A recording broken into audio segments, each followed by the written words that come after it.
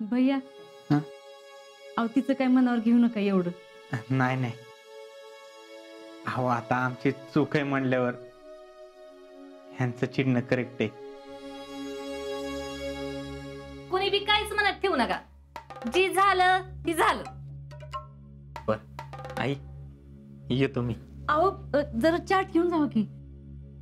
नाही नको. बरं मामी, येतो बर का. फेडरेशनचं काम आहे ना, येते मी पुन्हा. बर ठीक आहे. शीतल, पुन्हा एकदम मनापासून सॉरी बर का.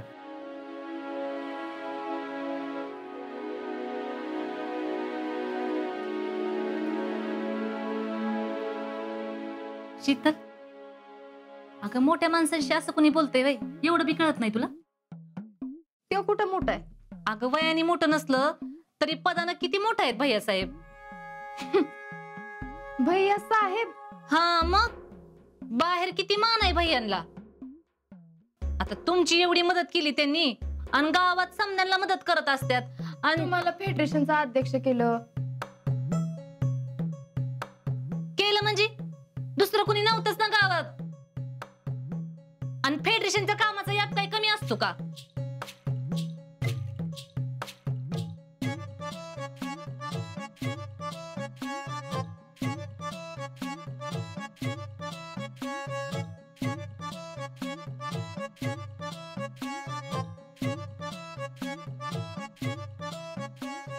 मामी, तुम्ही जे गुणगान गाताय ना ते अजिबात पटना मला. पण शेवटी तुम्ही सासूबाई होणार आहे माझ्या, तेव्हा तुमचं ऐकून घ्यायलाच पाहिजे.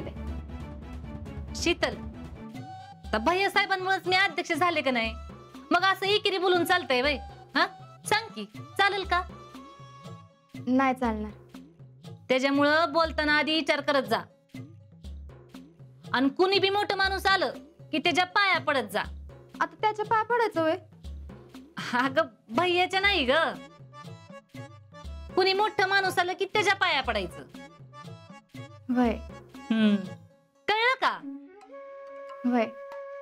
वहिनी बघा, असं समजावून सांगितलं का नाही की पोरं ऐकतात आपलं, आणि आपण लावू ना तसं वळण लागतं बघा. मग अगं अगं माझ्या कशाला सुरुवात केली हो.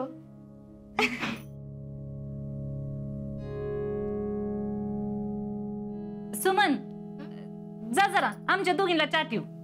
होय बर.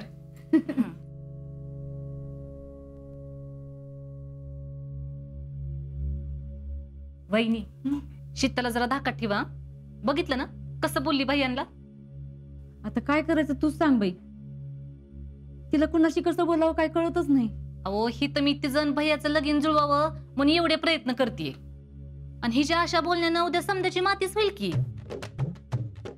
मी उद्या भैयाच्या घरच्यांना सांगणार पुरीला चांगलं वळण आहे म्हणून, आणि ही जर अशी बोलली तर मीच तोंडावर पडायची की. नाही नाही, मी बोलते तिच्याशी.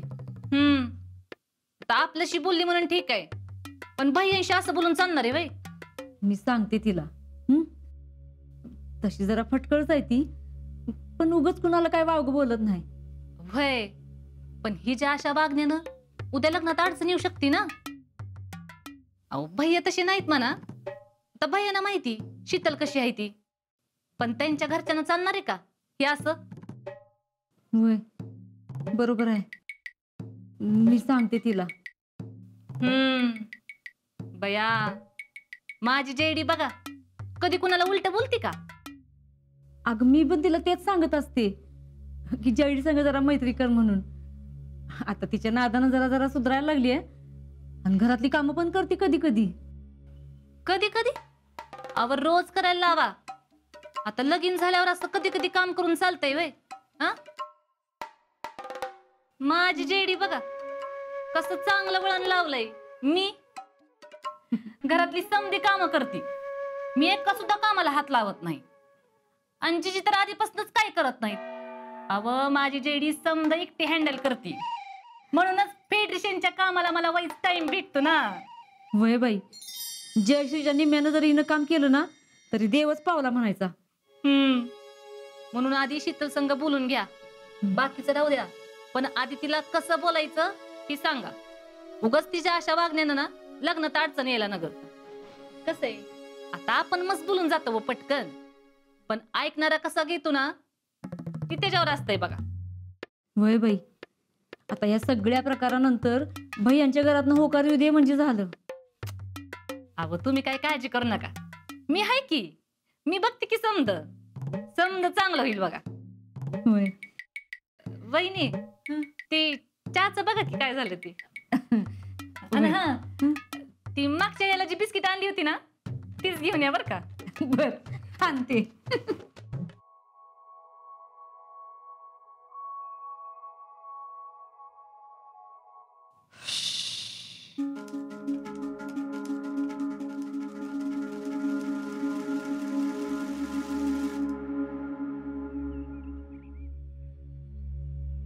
माझं एक काम करायचं, तू माझ्या वतीनं शीतलला प्रपोज नेऊन द्यायचा. जा, टेन्शन घ्यायचं काम नाही. मला नुसतं जाऊन सांगून तरी यायचंय. नुसतं सांगून नाही यायचं, तिचा होकार कसा येईल असं सांगायचं.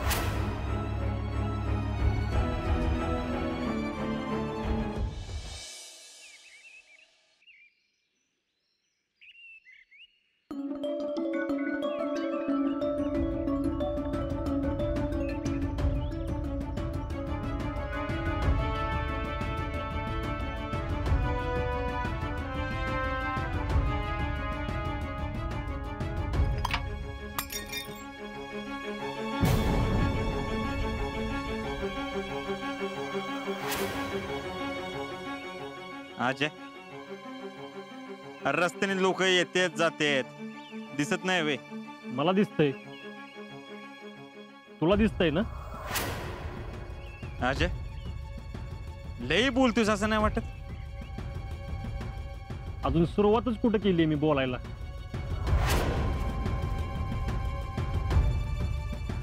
अजय, आधीच माझं डोकं आउट झाले, डोक्यात नको जाऊ, जा. हे